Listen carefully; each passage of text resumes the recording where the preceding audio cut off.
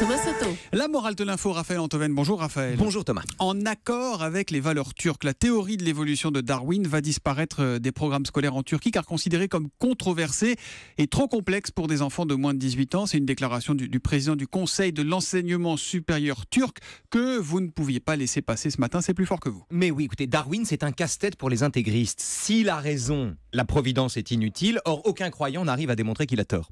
Donc, que faire d'une théorie, la théorie de l'évolution, qu'on déteste mais qu'on ne parvient pas à invalider? La solution est simple, on va l'interdire en décrétant son infamie.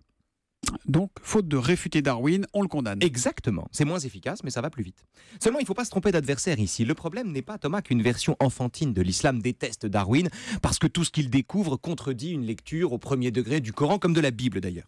Le problème beaucoup plus large, dont témoigne cet attentat contre Darwin, c'est la guerre de la morale contre le réel. C'est-à-dire ? Eh bien, Darwin était un scientifique que ses observations ont conduit à situer la sélection naturelle, c'est-à-dire la préservation des variations favorables dans la lutte pour la vie et le rejet des variations préjudiciables, au principe de l'évolution des espèces. Seulement, faute de le contredire, ses adversaires ont présenté sa découverte comme une morale.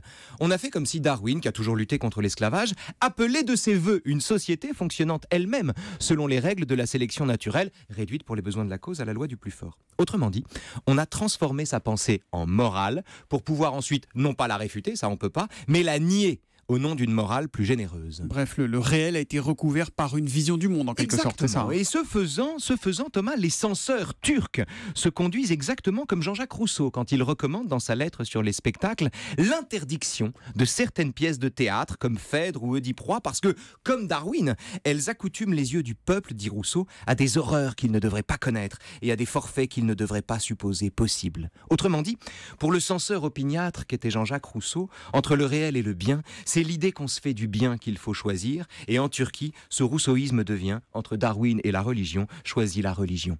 Et cette préséance de la morale sur le réel, ce recouvrement de la réalité par un préjugé qu'on retrouve dans la mise à l'index de Galilée, dans l'interdiction de Darwin au nom du bien, comme dans la négation du génocide arménien au nom de l'image que l'État turc veut avoir de lui-même, et bien tout cela porte un nom, Thomas, on appelle ça le négationnisme. Et la morale de l'info ? Quand on enfouit la vérité, c'est sa propre tombe qu'on creuse. C'est envoyé, c'est du Raphaël Antoven et ça revient demain juste avant 9h. À demain Raphaël.